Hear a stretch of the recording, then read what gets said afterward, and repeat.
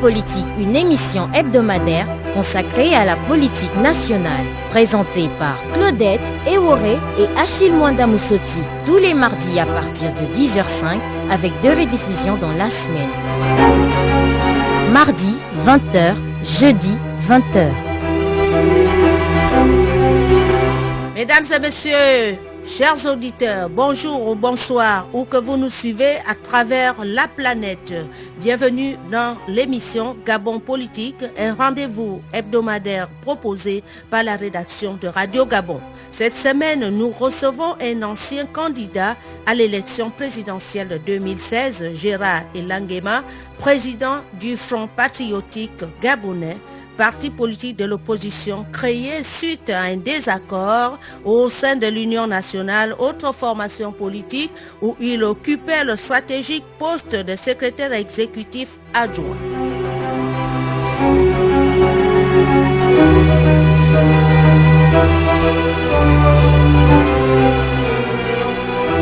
Gérard Elangema, bonjour. Bonjour madame. Comment allez-vous? Je me porte peut-être pas comme un charme, compte tenu de la situation, de la pandémie qui nous maintient tous dans nos maisons, mais je pense que j'ai le moral. Justement, vous vous faites un peu rare depuis l'apparition de la pandémie. Écoutez, ça ne devrait étonner personne, parce que le gouvernement de la République nous a donné quelques indications à travers les prises de textes de loi, dont il faut rester confiné, il faut respecter les mesures barrières. J'essaie tant bien que mal de les respecter pour qu'on ne dise pas que voilà un chef de parti qui ne veut pas respecter les règles établies par l'État. Donc c'est l'une des raisons. Tant mieux, pour une fois vous êtes d'accord avec le gouvernement. Non, ça ne veut pas dire que je suis d'accord. Ça veut tout simplement dire que je respecte les décisions prises à partir des textes de loi. Mais si ça ne dépendait que des individus, alors je dis, j'aurais peut-être faire autre chose. Je suis Claudette Eworé, avec moi Achille Mwanda Moussoti pour l'échange qui va durer 45 minutes. Achille, bonjour. Bonjour Claudette. Avant d'engager le débat, nous vous rappelons l'esprit et le but de cette rencontre. L'émission Gabon Politique est en effet une tribune que Radio Gabon, la chaîne nationale, offre aux acteurs politiques et à tous ceux qui s'intéressent au débat public, sans distinction d'appartenance idéologique ou de camp politique. Le but étant de permettre à chacun de défendre et partager ses convictions et visions en faveur du développement de notre pays et surtout pour garantir la vitalité de notre démocratie. Vous conviendrez avec nous que l'on ne doit pas seulement attendre les périodes électorales pour parler aux Gabonais. Ce contact se doit d'être permanent, d'où ce lieu d'échange constructif et sans tabou, marqué par des questions ouvertes, parfois embarrassantes, mais qui s'inscrivent dans la logique du devoir de vérité et de responsabilité de notre profession, tel le décrivait Albert Londres, journaliste français. Je cite: « Notre métier n'est pas de faire plaisir, non plus de faire du tort. Il est de porter la plume dans la plaie. » Un commentaire à ce niveau? Non, je crois que les choses sont tellement claires qu'il vous indique tout simplement il vous rappelle votre sacro-saint, et puis voilà. Donc à ce niveau, je n'ai pas de commentaire à faire. Nous allons aborder la première partie de l'émission avec Achille. Cette partie est consacrée aux questions d'actualité. Monsieur le Président, bonjour. Bonjour.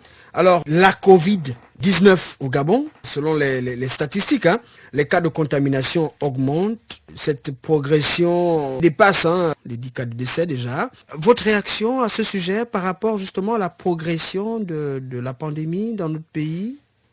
Je tiens à remercier Radio Gabon pour l'effort que vous faites de nous donner la parole, pour nous adresser aux Gabonais, pour exprimer face à nos populations les idées que nous défendons. C'est quelque chose d'assez important, et je crois même que si je dois donner un conseil, Gabon Télévision devrait s'en inspirer pour permettre aux acteurs de souvent échanger, parce que les hommes qui se parlent, qui échangent, ne s'entretuent pas. Bref, sans parenthèse.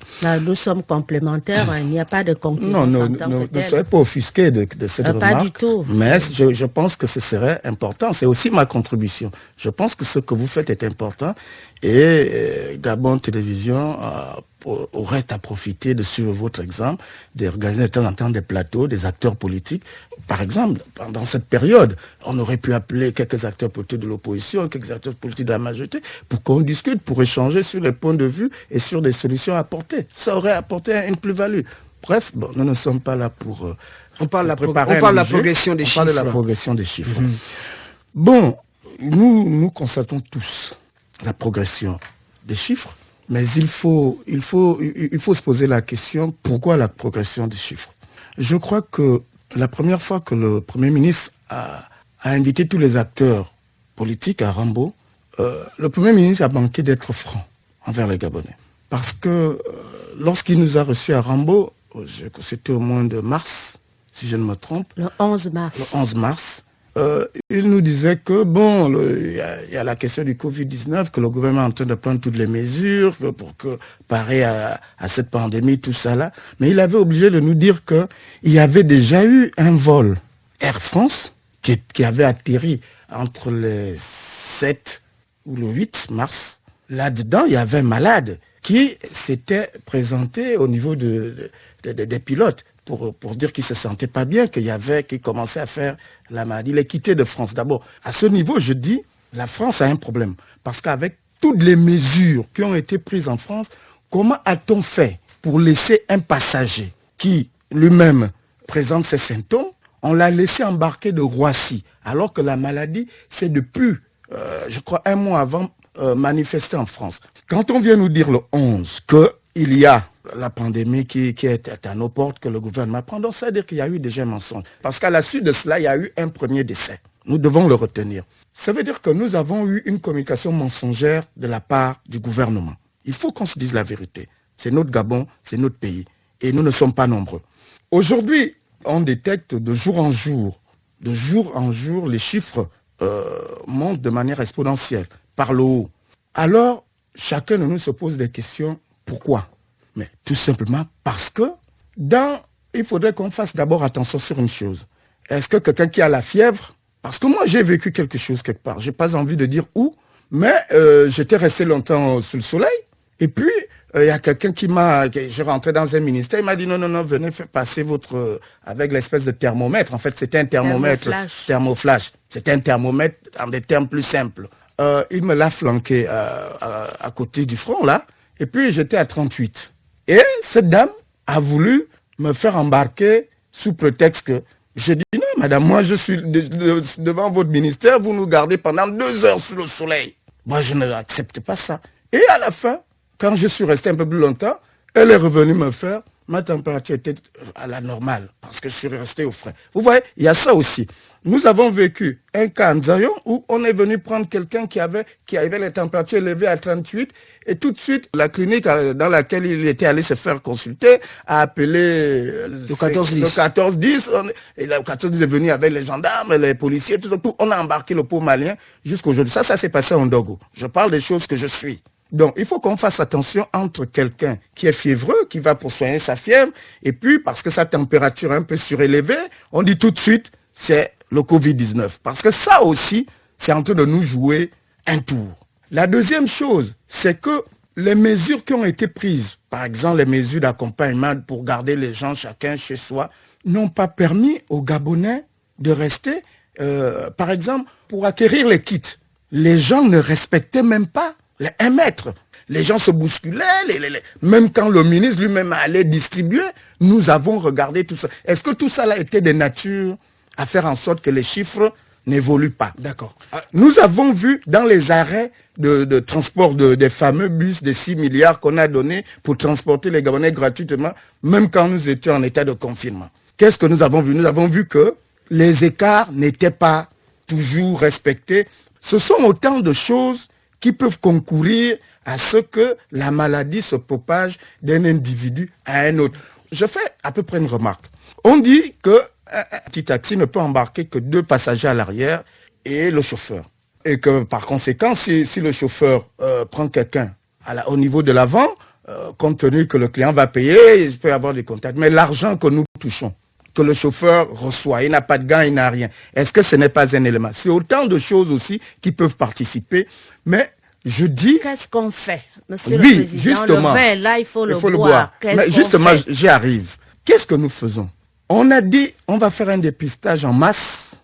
Je l'avais dit depuis le début. J'étais parmi les acteurs qui traitaient beaucoup de ce sujet. On a dit, on va faire, je ne sais pas où il se passe. Mais la véritable question aujourd'hui, à quoi ça sert de déclarer tous les jours, à part construire la psychose dans la tête des Gabonais, de déclarer tous les jours que nous sommes à 1400, nous sommes à 1500, nous sommes à 1000 machin. Si, dans le même temps, la question curative n'est pas trouvée. Parce que on peut même faire le dépistage en masse. Mais on le fait en masse pour quoi? Pour terroriser quoi? Pour terroriser qui? Parce que il faut que la question curative soit d'actualité. Est-ce que vous me suivez, madame? Vous avez une proposition concrète? Mais enfin, je ne sais pas. Moi, je dis, il vaut mieux un gouvernement qui essaie. Au moins, ils auront eu le mérite d'avoir essayé quelque chose, même si ça ne marche pas, qu'un gouvernement qui ne sait rien, mais qui nous rabâche tous les jours le jeune frère Guy Patrick. Il vient à la télé. Vous voulez que le gouvernement essaye quoi? Vous me permettez?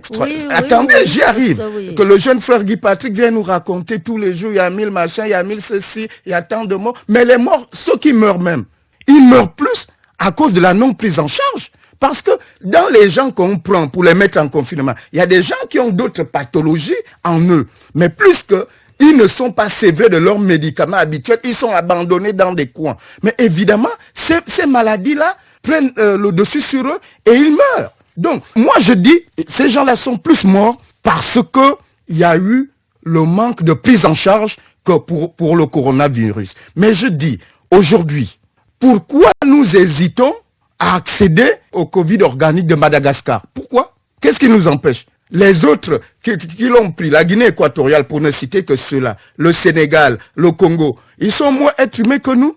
Pourquoi alors qu'on nous a même proposé? Parce que quand je vois nos habitudes, quand je vois le comportement de notre État aujourd'hui, j'ai comme l'impression que notre économie est grabataire. Encore que le jeune Murajolina nous a dit qu'il pouvait même donner aux Africains ces médicaments cadeaux, il faut juste le transporter. Pourquoi on ne veut pas? Même l'évêque de Douala a conçu un produit que les Camerounais utilisent aujourd'hui. Pourquoi nous hésitons, nous, à nous approprier un remède qui semble faire son effet dans d'autres cieux?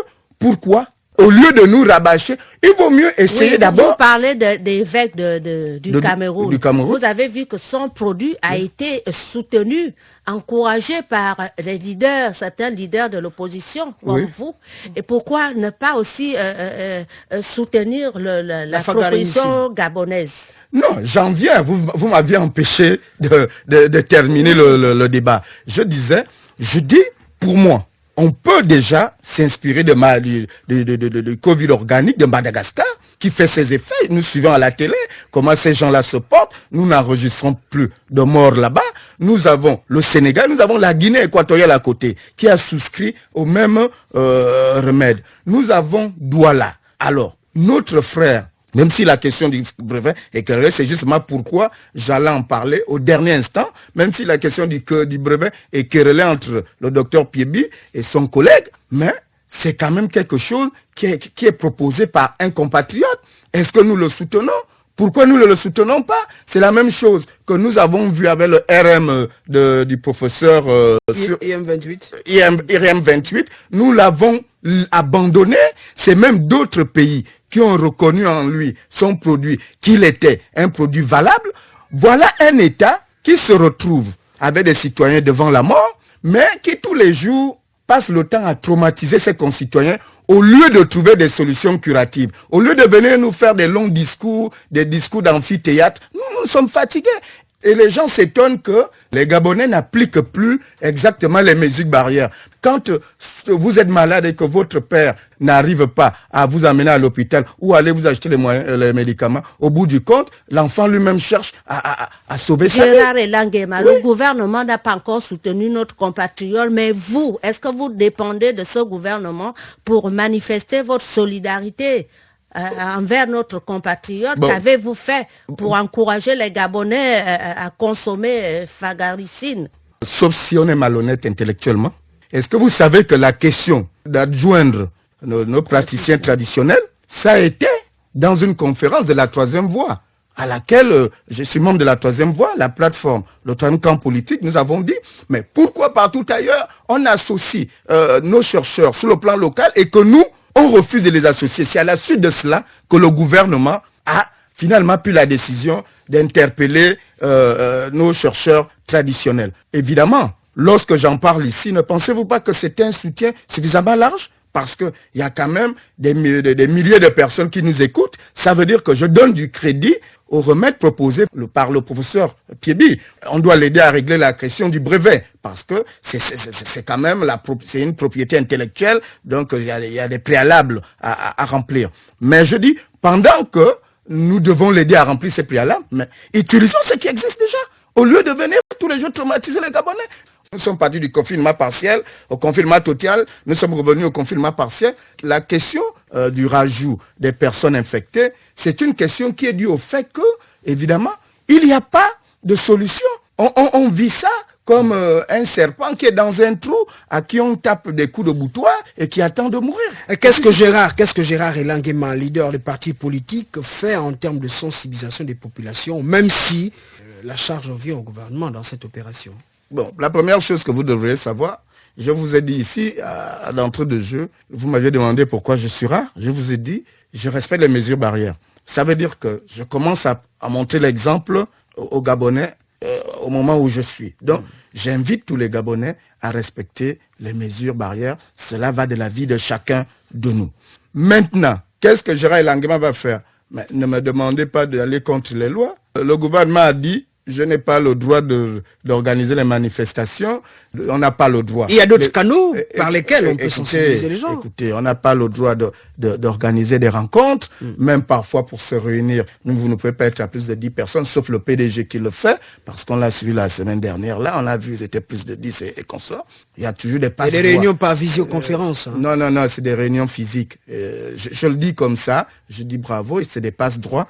Donc, à ce stade, Elangema ne peut que sensibiliser les gens de bouche à bouche. Ça veut dire si je rencontre un frère, si je rencontre ma mère, si je rencontre un ami, si je rencontre un cousin, c'est de dire à chacun, respectons les mesures barrières, et à chacun de le répéter aussi aux autres qu'il rencontre. Gérard Elangema peut offrir des bavettes, mais des gels comme il le fait souvent pendant des campagnes électorales, avec des boissons, de la nourriture et tout cela. Lorsque je vous entends le dire, j'ai l'impression que on veut réduire ce pays à rien du tout. J'aide les gens. Si j'aide quelqu'un, je n'ai pas besoin de le dire à la radio ou à la télévision. Vous savez, nous qui sommes au quartier, on assume plus la responsabilité des Gabonais que le président de la République. Parce que le président de la République, quand il fait quelque chose, c'est l'argent du contribuable qui prend. Or que nous, quand nous le faisons au quartier, c'est l'argent qui sort de notre poche. Vous savez, là, lui, il est tranquille, là. Il est certainement à la sablière, il est dans sa maison. Beaucoup de gens ne le côtoient pas. Mais chez nous, les gens sont devant votre portail, ils cognent, je n'ai pas à manger. Depuis que ça a commencé, vous ne pouvez pas imaginer. Mais dites-le clairement, vous ne pouvez pas imaginer. Non, écoutez, vous ne pouvez pas imaginer le nombre de personnes à qui on vient en aide. Mais est-ce que le fait de venir les gens en aide, est-ce que vous avez forcément besoin de le publier ou de le chanter? Pour moi, je suis d'éducation religieuse. On m'a dit ce que la main droite fait, la main gauche ne doit pas le savoir. Et je dis tout simplement que je sais que les acteurs politiques, les acteurs d'opinion, les hommes d'église, les présidents de syndicats assument aujourd'hui une charge normalement qui incombe à l'État. Vous savez, moi je vais vous dire une chose. Il faut qu'on arrête de faire ce qu'on... Il faut qu'on arrête d'humilier le Gabon. Le Gabon ne peut pas avoir des agents de l'État milliardaires. Tout le monde sait que tous ceux qui sont milliardaires là, c'est l'argent volé. Vous comprenez? Vous avez des preuves? Je vous dis, personne de ceux qui sont là, du moins, nous connaissons d'où chacun sort. Pour le gros, écoutez, vous me permettez. Vous m'avez posé une question. Pourvu qu'on ne sorte pas voilà, du contexte. On ne sort pas du contexte. Vous comprenez. Pour le gros de ceux qui sont là, pour la plupart, c'est des enfants de cultivateurs. Voilà des enfants de cultivateurs sans grande entreprise, sans grande industrie, qui deviennent, comme par enchantement, des milliardaires. Voilà un pays qui fabrique tous les jours des milliardaires, mais ce pays-là, on fait en sorte que cet État soit incapable de subvenir aux besoins de ses enfants en temps de crise. Est-ce que vous me suivez? Je dis, il n'est pas normal qu'on présente le Gabon comme un pays qui est incapable de gérer, d'apporter assistance à ces enfants, à ces citoyens, lorsque ces citoyens sont en difficulté. Ce n'est pas justifiable, ce que nous faisons là. Ce n'est pas bien, aux yeux même du monde entier. Voyez-vous, le Sénégal à côté, Macky Sall, lorsque cette situation s'est déclarée chez lui, les Sénégalais sont 16 millions, 500 et quelques habitants. Il a donné à chaque famille moins 186 000. Est-ce que vous me suivez? Ce sont les auditeurs qui vous Je suivent. dis 186 000. Et nous sommes au niveau des bouteilles d'huile avec une cuisse de poule. Vous n'avez même pas honte d'en parler? Je dis, mais il y a un problème dans ce pays. Achille, moi, président de la République. La dernière préoccupation de l'actualité. Allons-y. Alors, la problématique des ordures ménagères au Gabon, les maires reprendront bientôt la gestion. La décision vient d'être prise par le gouvernement. Quelle réaction, Gérard Elangema, à ce sujet? La problématique des ordures ménagères au Gabon est le fait des relations incestueuses que les agents de l'État ont avec des entreprises écrans qu'ils créent. Quand vous prenez Clean Africa, c'est M. Elangema qui dit, quand vous prenez Clean Africa, demandez les actionnaires, cherchez à les savoir. Vous verrez que ce sont même des ministres, il y a même certains qui sont ministres là, qui vont derrière un individu lancer c'est une escroquerie. Vous les connaissez ou il y a bien un conflit. supposez? Je dis, je les connais. Il y a un conflit d'intérêts. On ne peut pas être ministre de la République. Aller mettre en cachet des actions dans une entreprise qu'on oblige l'État à souscrire avec. C'est du vol. Vous comprenez? Donc moi je vous dis qu'on dise que ce travail revienne à la mairie, pour moi, ce n'est que justice faite. Moi, je voudrais même que les Clean Africa, les Sovok, tout ça là s'arrête. Parce que nous avons vu le maire Lubin Toutoum gérer la question des ordures dans ce pays. Il y avait ce qu'on appelait l'ASGA, la société. Il y avait des éboueurs, il y avait des camions, il y avait des engins. Toutes les voies secondaires étaient bien faites. L'ASGA rentrait. Juste, nous savions, moi, quand j'étais petit, je savais que vers 20 heures, toutes les poubelles doivent être déposées en bordure dans les bacs parce que les éboueurs de la mairie vont rentrer. Alors, si on est capable de payer autant de milliards à des entreprises privées, pourquoi ces milliards-là ne peuvent pas servir à la mairie, acquérir des camions, acquérir des chargeurs et embaucher des Gabonais, ceux qui veulent bien faire ce métier des bois, ramasser les ordures, établir un programme bien ajusté et puis faire des économies. Est-ce que la mairie a l'expertise pour ce type d'activité? Je ne crois pas qu'on va à Vard pour le faire. Vous comprenez? Mais c'est une activité. Non, il faut bien vous me permettez. sache. Non, la première chose, c'est la première réponse que je vous dis. Je ne crois pas qu'on va à Vard pour faire cela. Mais je crois aussi que les Gabonais sont allés dans les plus belles écoles du monde, comme les autres citoyens du monde, comme les Américains, comme les Français. Ça, c'est la théorie. Non, ça, c'est pas la théorie. Il y a des gens qui sont gracieusement payés à des millions de francs à la mairie, chargés de l'urbanisme, parce que pour établir un plan de ramassage, il faut des urbanistes dedans, il faut un certain nombre de cadres, et la mairie a ça. Donc, je pense que la mairie peut valablement s'en servir. Moi, je demande même au maire Léon Nzoué de s'inspirer de l'exemple de M. Louis Martial en termes de ramassage d'ordures, en termes de gestion des voies secondaires. Lui, il allait acheter du goudron à Sogara, il vient le reconditionner à l'ASGA, à la sortie du PK7 ou PK8 là. C'est là où on reconditionnait le goudron. Et après les engins que la mairie avait, repasser le goudron sur les voies secondaires, ce qui faisait que des quartiers comme Nkembo, comme à Québec, il n'y avait pas de différence avec Batterie 4 et consorts. Plus que tout était bien fait, tout était organisé. Moi, je dis, si c'est pour remettre à la mairie la gestion du ramassage d'ordures, je dis, je suis pour. Monsieur Nguema, vous pensez que lorsqu'on donne la responsabilité à la mairie de gérer les fonds alloués aux ordures ménagères, est-ce que c'est forcément la mairie qui va utiliser son personnel ou bien c'est la mairie qui va avoir directement le contact avec un sous-traitant? Moi, je vous dis, je vous ai donné mon point de vue. Les sous-traitants, ce sont des entreprises écrans de ces gens que vous connaissez là. C'est moi qui dis, c'est Langema qui dit. Je dis, les entreprises écrans là, les souscriptions là, si vous vérifiez ces entreprises, eux-mêmes, ils sont dedans. C'est pour prendre l'argent du Gabon et faire moins le travail. Je dis qu'il y ait un responsable pour qu'on ne dise pas qu'on ne nous a pas payé, on ne nous a pas fait ceci. Tous ces milliards qu'on fait, les 10, les 15 milliards qu'on donne ou les 7 milliards qu'on donne aux entreprises privées. Mais enfin, la mairie ne peut pas prendre 2 milliards dedans et porter caution à Sodim TP pour prendre des engins, pour prendre des camions, Pourquoi pas? Sachant qu'ils vont régler. S'il y a un reliquat, ils vont le payer. Moi, je préfère que les responsabilités soient établies. Parce que c'est difficile à gérer. C'est difficile à dire c'est le maire qui ne fait pas son travail. Le maire te dira, mais c'est pas moi qui suis chargé de ça. L'argent des ordures est versé à une autre entreprise, ainsi de suite. Moi, je préfère que, dans le cas de notre belle ville, que l'on donne au maire la gestion. Je pense bien que l'État est en train d'appliquer la décentralisation. C'est ce que le gouvernement vient de faire. C'est pourquoi je dis qu'on y aille jusqu'au bout. Oui. Qu'on y aille jusqu'au bout. Et que chacun assume ses responsabilités. Maintenant, s'il faut veiller à la gestion du maire, alors qu'on le fasse. Mais on laisse main libre au maire actuel parce que c'est impersonnel. Aujourd'hui, c'est Léon Nzoué, ça peut être demain. Mais il ne s'agit pas seulement de Libreville, il s'agit de villes. Mais c'est ça que je dis, c'est impersonnel. Je prends le cas de Libreville. Aujourd'hui, c'est Léon Nzoué, demain, ça peut être un autre, ça peut être un autre. Donc, on doit pas. C'est la plus grande municipalité. C'est pourquoi j'en parle, celle qui produit aussi plus de flux financiers. Donc, je dis qu'on laisse au maire la capacité de gérer, et puis maintenant à lui de rendre les comptes si telle chose n'est pas bien faite, si telle chose, des audits, tout ça. Les Gabonais qui sont allés à l'école, c'est pour vérifier, c'est pour ça. Monsieur le Président, nous allons vous laisser un petit temps pour respirer. Alors, on peut vous classer parmi les jeunes leaders. On suppose que vous servez aussi l'État autrement, à part la politique. Quel est votre parcours professionnel pour que les auditeurs qui vous suivent se situent? Bon, mon parcours professionnel, il est clair. J'ai travaillé pendant 4 ans à la Caisse de stabilisation et péréquation. Évidemment, en 2009, lorsque le président Bongo est mort, il a fallu que chacun de nous décide de l'avenir du Gabon. Moi, j'étais de ceux qui ont pensé que les Bongo avaient trop duré au pouvoir. Il fallait l'alternance.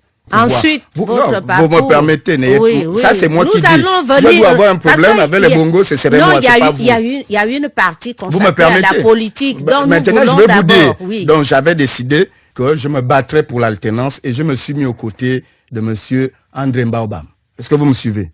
À la suite de ça, on m'a suspendu jusqu'à ce jour. Au regard de ça, je me suis reconverti en affaires. J'ai ouvert quelques petites officines de restauration. Et aujourd'hui, vous comprenez que je suis le parent malheureux de toute cette situation. Parce que ça fait, on va au 2e mois, j'ai une 60aine de petits Gabonais qui travaillent pour moi. Ils sont dans les maisons, qui pleurent, qui n'arrivent même plus à payer leur loyer. Je suis dans un état où je crois que moi-même je suis traumatisé. Parce que c'est notre secteur qui est le plus touché par tout ce qui est en train de se passer. Vous avez entrepris quelques démarches à l'endroit du gouvernement pour exposer votre problème? Bon, il faut d'abord que les gens aient le temps de vous recevoir. Non, j'ai fait comme tout le monde. Hein. Je ne suis pas un Gabonais d'exception. Je me mets dans le circuit comme tout le monde. On verra bien si on paye les loyers là où je loue. Si on veut bien m'aider à payer les employés, tant mieux. Si on ne fait pas, bon, de toutes les façons. Moi, je dis que c'est des petits Gabonais que moi j'aide. Maintenant, si cette situation, ce n'est la faute de personne, bien sûr, me permet de ne plus être en capacité de continuer, évidemment, je vais voir avec tous ces jeunes Gabonais, qu'est-ce qu'on peut faire d'autre. Mais je me suis reconverti. La preuve, j'avais quand même 60 petits Gabonais avec qui on se débrouille en ville, au centre-ville, en Zayon, tout le monde voit un peu. Donc vous êtes dans la restauration? Nous sommes dans la restauration, oui, parce que je crois qu'un homme qui mange peut travailler. Un homme qui ne peut pas manger ne travaille pas. Donc, et qui mange propre, parce que pour beaucoup, il y a beaucoup de choses ici que nous voyons vraiment de peu de qualité. Donc, pour moi, j'ai voulu m'inscrire en homme d'affaires. Ça m'a permis aussi d'avoir une liberté de temps, une liberté de mouvement, une liberté de penser. Je ne regrette pas. Je dis tout simplement que les temps sont extrêmement durs pour moi, mais je garde confiance parce que je crois que Dieu est toujours de mon côté. Donc voilà un peu mon parcours professionnel. Il est en dents de scie, mais je m'en plains pas. Je dis Dieu a voulu que je passe par là. Peut-être il me réserve le meilleur pour l'avenir. Un opérateur économique, hein, voilà. Claudette. Oui, un opérateur économique qui s'est reconverti, qui est devenu homme politique. Et tout à l'heure, vous avez essayé de briefer. Je ne me suis pas reconverti. C'est la politique qui m'a choisi. C'est la politique qui m'a choisi parce que mon père, Nguema Mitogue Jean-Marie, est membre fondateur du Morena. Il occupait une très belle fonction, mais à l'époque, on avait une très belle vie. Sauf qu'il a pensé que la vie sur Terre ne tournait pas autour de nous, qu'il fallait se battre pour que les autres aussi pour les autres Gabonais bénéficient de la richesse que le Gabon a donnée aux enfants gabonais. Donc il s'est mis dans le Morena. Et évidemment, j'ai vu mon père faire. C'est lui qui vous a inspiré à faire la politique? Oui, parce que c'était un bon combat. Parce que j'ai eu le temps de poser la question à mon père, mais papa, pourquoi tu te bats alors que tu es un très grand ingénieur des eaux et forêts, tu as même 2 bureaux, mais comment ça? Il m'a dit, fiston, la vie ne tourne pas autour de la famille Ngwami-Togué. Il y a d'autres Gabonais qui ne sont pas dans la même situation que nous. Nous avons suffisamment, il faut se battre pour que les autres prennent conscience, du moins ceux qui prennent les décisions prennent conscience que le bonheur peut être pour tout le monde. Et à partir de là, j'ai compris que c'était un sacerdoce valable et j'ai eu la chance aussi de passer par le séminaire. Donc ça m'a donné beaucoup de choses. Et vous avez atterri dans quel parti politique? Mais évidemment, j'ai commencé avec mon père, le Morena. Morena. Bien sûr. Oui, ce que vous reprochez un peu aux autres. Parce que si votre père avait eu la chance d'arriver au pouvoir, vous serez aussi l'héritier. Non. Chez nous, il n'y a pas d'hérédité en politique. Chacun mène son combat. Chacun mène son combat. Mon père m'avait toujours dit que ta carrière ne doit pas être la mienne. Tu t'es peut-être inspiré de mon combat, mais tu dois inscrire toi-même tes pas. Mais n'oublie pas de ne pas faire du mal à qui que ce soit. Même si tu veux aller loin, ne marche pas sur les cadavres. Tu fais très attention à ça. Et ça m'a très bien inspiré. Mais vous n'avez pas duré dans le Morena puisque vous avez aussi créé le Rassemblement national des Républicains, RNR, un parti que vous avez sacrifié au lendemain des élections présidentielles de 2009. Non. Mais pourquoi nous sacrifions le RNR? Parce que en 2009, les Gabonais avaient besoin d'une véritable formation politique qui fasse le poids avec le PDG. Et lorsque cette exigence s'est posée, j'ai pensé que à quoi ça sert d'avoir des petites chapelles politiques? C'est pas pour moi, ce n'est pas un fonds de commerce. Pour moi, c'est une chapelle politique qui poursuit un but. C'est à partir de là que j'ai dit pourquoi je vais rester RNR alors que les Gabonais attendent autre chose de nous. C'est comme ça que, évidemment, M. Langema que je suis, avec le RNR, M. Pierre Claver Zembo, M. Zakari Mimboto, de l'UGDD, nous avons pris cette décision. Et pourtant, nous étions très nombreux. Mais les autres ont préféré garder leur chapelle pour les raisons que même ils peuvent donner aux Gabonais. Mais à cette période, moi, je dis, j'y vais pour le Gabon. Et vous êtes allé à l'Union nationale? Bien sûr. À l'Union nationale, quelques années plus tard, vous partez aussi de l'Union nationale, vous coupez votre morceau pour créer le mouvement des secouristes républicains. Mouvement des secouristes républicains, après c'est le Front patriotique gabonais, avec des slogans aussi populistes que complexes comme le Gabon aux Gabonais, le combat de l'émergence d'une politique au service du citoyen. Monsieur Gérard et Langema, qu'est-ce que vous cherchez? Non, ce n'est pas de la transhumance politique. Vous savez... Vous avez lâché le mot sans que... Ce n'est pas non, c'est votre collègue qui a tenté de le lâcher. Ce n'est pas de la transhumance politique. Vous savez, nous sommes arrivés à l'Union nationale. Je ne parlerai pas de beaucoup de choses ici. Par la suite, c'était une question de texte qui nous a... en tant que secrétaire exécutif de l'Union nationale, j'étais chargé de veiller à ce que les textes soient respectés. Évidemment, pour moi, je considérais que les textes d'un parti politique sont comme la constitution d'un État. Donc, c'est des choses qui sont essentielles. Sacrées. Et évidemment, nous avons eu quelques points de vue divergents avec d'autres présidents. Au départ, on avait peut-être pensé que c'est moi qui faisais un peu dans le zèle, parce que j'étais trop accroché à ça. Et puis, ça nous a donné... des situations que je n'ai pas besoin de reproduire ici, parce qu'on n'a pas besoin de ces querelles. Et lorsque j'ai constaté que j'étais avec des aînés, des papas, j'ai préféré poliment, parce que moi je ne connais pas insulter des aînés, des papas. Moi je ne sais pas le faire.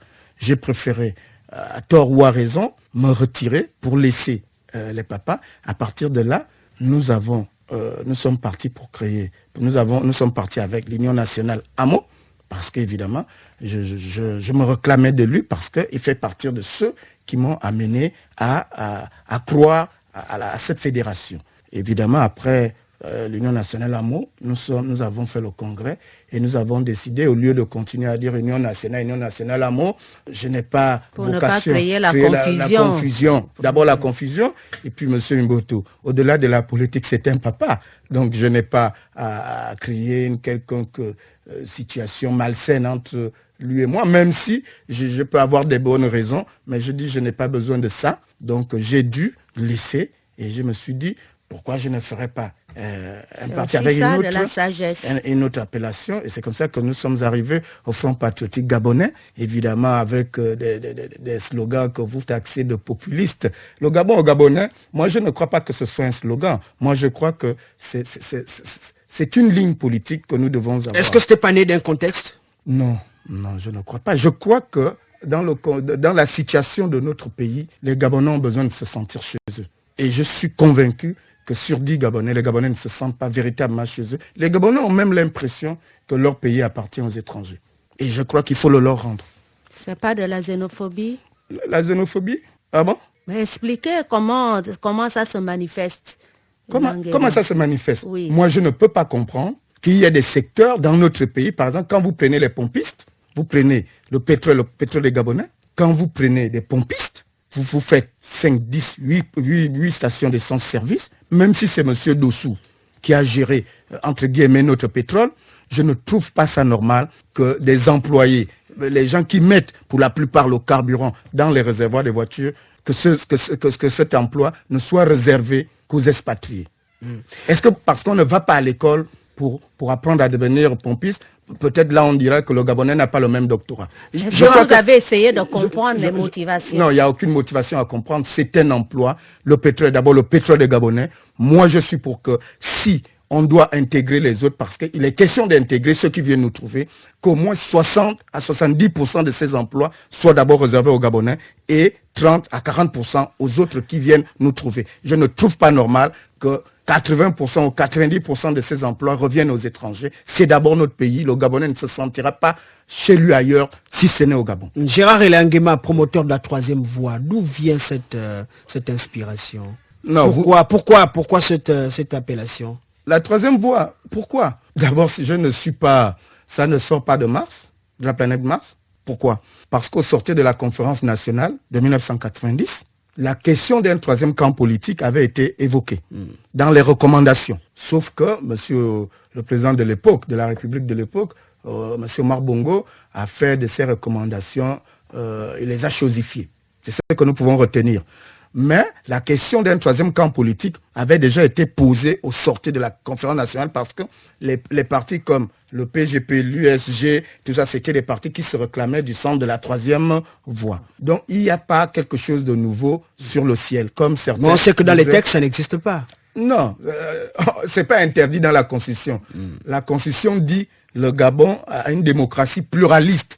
La Constitution ne dit pas que le Gabon n'a que deux camps, majorité opposition. C'est le code, c'est par contre un texte d'application, le code électoral, qui est même antinomique à la Constitution. Parce qu'un texte d'application ne peut pas être au-dessus de la mère des lois. Donc vous comprenez que sur ce combat, naturellement, j'ai raison, mais il faut épuiser les procédures. Est-ce que vous avez saisi la Cour constitutionnelle? Bien sûr, j'ai déjà saisi la Cour. À quel niveau êtes-vous? Mais là, maintenant, nous allons, c'est plus que, il faut d'abord saisir un tribunal ordinaire. Nous allons saisir, je crois, demain, le Conseil d'État. Et évidemment, plus que c'est un dossier qui sera renvoyé sur la constitutionnalité des textes, et ce dossier sera renvoyé certainement par le Conseil d'État à la Cour constitutionnelle et la Cour constitutionnelle devra trancher. Pensez-vous que cette troisième voie verra le jour? Elle verra le jour. J'en fais un combat, mais je dis même c'est nécessaire. Est-ce que vous vous rendez compte que il y a 85, lorsqu'il y a des jougs maintenant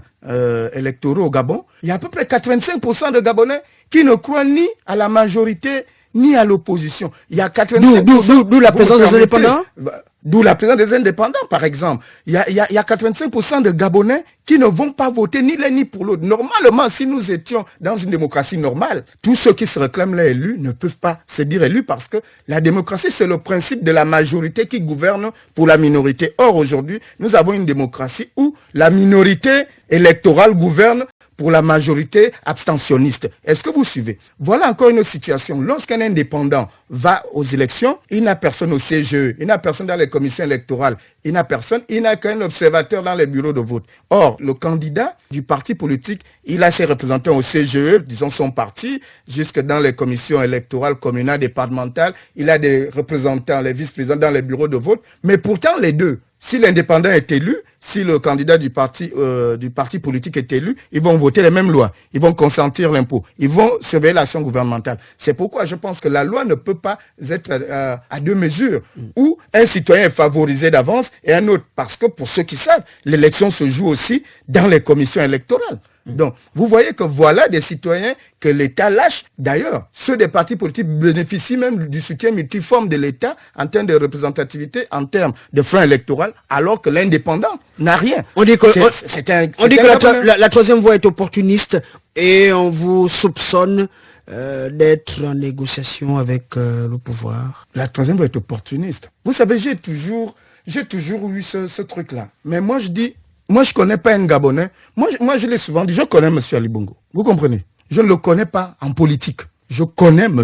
Ali Bongo. C'est un grand frère. Si c'est ça, si c'est cela qu'on dit opportuniste, alors les gens se trompent largement parce que je ne connais pas un leader politique au Gabon qui dit autant de mal sur la gestion de M. Ali Bongo. Je ne connais pas. Qu'on en cite un seul. Mais je vous dis, et pourtant je le connais parce que c'est un grand frère, je le connais autrement. Mais sur le plan politique, chacun de nous assume sa position. Mais je n'ai jamais compris pourquoi les Gabonais pensent que le fait de connaître quelqu'un peut-être sur le plan familial ou sur le plan de l'amitié influence forcément ton point de vue politique. Je dis Mitterrand et sa femme étaient de deux camps opposés. La femme croyait au socialisme, le mari était capitaliste. Mais pourtant, ils dormaient sur le même lit, ils faisaient des enfants ensemble, mais pourtant, chacun d'eux avait son point de vue. Moi, je comprends pas. C'est-à-dire qu'il faut qu'on évolue dans notre manière de concevoir la politique. Je dis, je connais M. Ali Bongo. Moi, je ne suis pas opportuniste. Si j'étais opportuniste, je serais devenu ministre depuis très longtemps. Je serais directeur général depuis très longtemps. Monsieur Gérard, vous pensez que c'est des occasions qui m'ont manqué? Je pense qu'il y a certains faits qui viennent étayer un peu ces accusations. Allons-y. Vous prenez parfois le contre-pied de ce que veulent les autres opposants.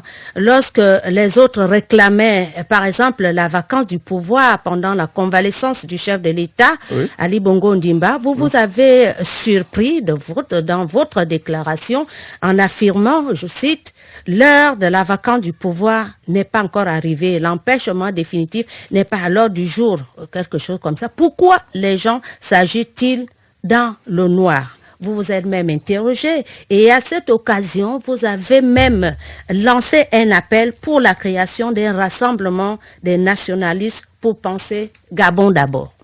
Bon, est-ce que c'est un procès de penser, un rassemblement des nationalistes pour penser Gabon d'abord? Je crois que c'est une nécessité du moment. Vous me dites que je suis allé à contre-pied par rapport aux autres qui déclaraient qu'il faut la vacance de pouvoir. Vous savez, madame, si une femme est enceinte, elle peut se cacher longtemps dans la maison, mais au bout du compte, l'enfant sortira et on va entendre ses pleurs lorsque vous êtes hors de la maison. Ça veut dire quoi? Ça veut dire que, pour moi, certains réclamaient la vacance de pouvoir alors qu'ils étaient eux-mêmes les moteurs de la vacance de pouvoir. Moi, je refusais qu'on vienne dire au peuple qu'il faut demander la vacance de pouvoir. Il n'y a que deux institutions qui peuvent solliciter la vacance de pouvoir. Il y a le gouvernement, en congrès, vous comprenez, de tous ces membres, des membres du gouvernement, qui s'adressent à Madame le Président de la Cour pour solliciter la constatation de la vacance de pouvoir. Est-ce que vous suivez? Il y a le Parlement, en congrès des bureaux de ce Parlement-là, aux 2/3 des membres du bureau.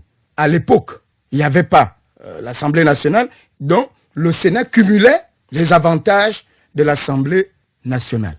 Mais dans le bureau du Sénat, il y a bien des opposants, non? Ils représentaient les 2/3. Vous pouvez encore aller compter. Et ces opposants savaient qu'ils pouvaient exiger de la présidente du Sénat de se mettre en congrès pour solliciter, mais ils refusent la voie constitutionnelle pour solliciter la vacance de pouvoir, mais ils préfèrent crier dans les hôtels, dans les conférences de presse, alors que c'était quelque chose de pratique qui était dans la maison. C'est pourquoi moi, à cet instant, j'ai pensé que, mais de qui se moque-t-on? Le gouvernement, il y avait des opposants. Il y avait les Iwangu, il y avait les Michel Menga, tout ce monde-là. Ils ont dit qu'ils veulent que le Gabon soit reformé.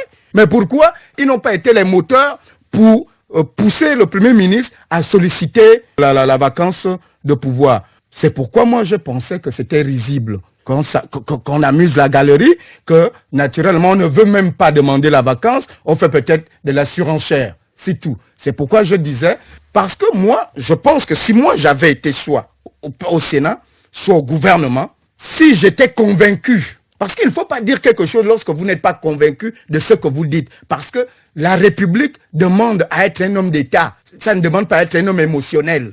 Moi, je veux être un homme d'État, je ne veux pas faire dans l'émotion. La République, si tu es convaincu, en tant que parlementaire ou en tant que membre du gouvernement, si tu as les données, parce qu'il faut avoir des données sur le plan médical, que le président ne peut plus exercer. Mais à partir de là, tu es fondé d'engager le débat à l'intérieur de l'institution qui est chargée de solliciter. Parce que vous et moi, nous pouvons même être 1000, nous pouvons même être 1 800 000. Nous ne sommes pas fondés de demander la vacance de pouvoir. Vous comprenez? Parce que ça, il faut instruire les Gabonais. Oui, ceux qui sont fondés... Là, les Gabonais vous ont bien ceux qui saisi sont fondés de demander la vacance de pouvoir, ce sont certains faits. Et le vous avez congrès, les bureaux... les auditeurs. Monsieur le Président, oui. L'émission tire à sa fin. Merci. Le Front patriotique gabonais, vos projets à court et moyen terme, étant entendu que 2023 approche, l'année de la prochaine élection présidentielle dans notre pays.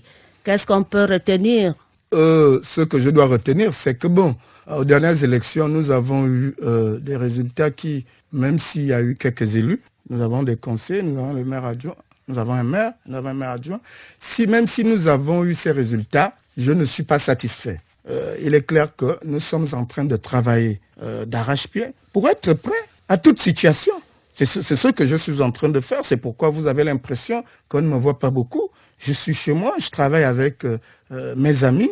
Nous voyons comment être prêt devant toutes les situations. Vous serez encore candidat? Pour l'instant, pour moi, la gouvernance, c'est pas seulement la présidence. Je veux que mon parti puisse commence à prendre des pans de pouvoir au niveau des conseils municipaux, au niveau des conseils départementaux, au niveau de la députation et du Sénat. Ça, c'est l'organisation que nous sommes en train de mettre en place pour que 2023, puisque c'est là la date indiquée, je voudrais que les résultats que nous avions eus cette fois soient multipliés peut-être par 4 ou par 5 pour que nous ayons une meilleure visibilité. Mais le FPG ne pourra plus être en autarcie. La troisième voie va être désormais la locomotive du FPJ, MCD et de tous les autres partis qui sont à l'intérieur, qui pensent la même chose. C'est quoi MCD? Oui, pas MDR, je me suis excusé. MDR, non, ça allait être une révélation. Non, je me suis trompé. MDR,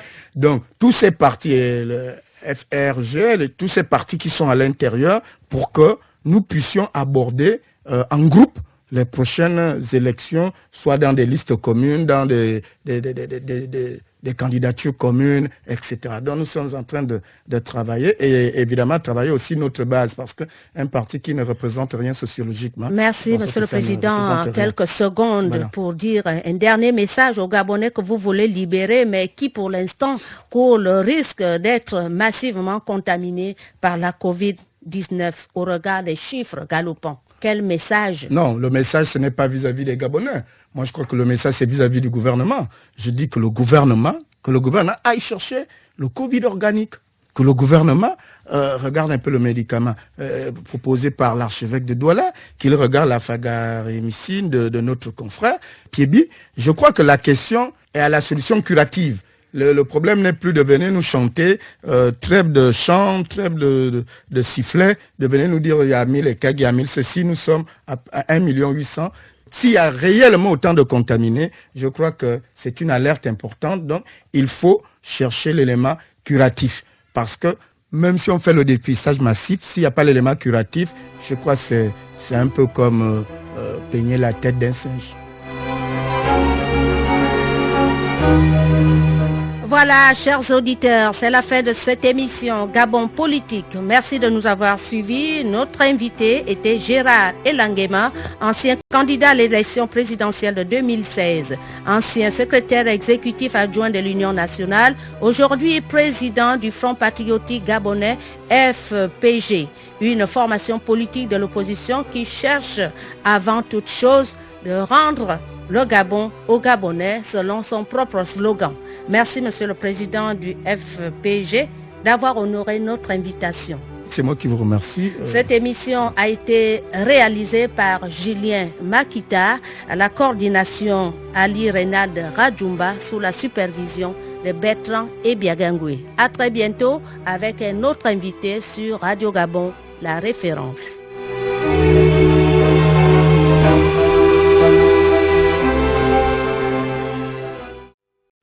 Vous êtes câblé sur Radio Gabon émettant de Libreville, 88.7, 96.5 FM.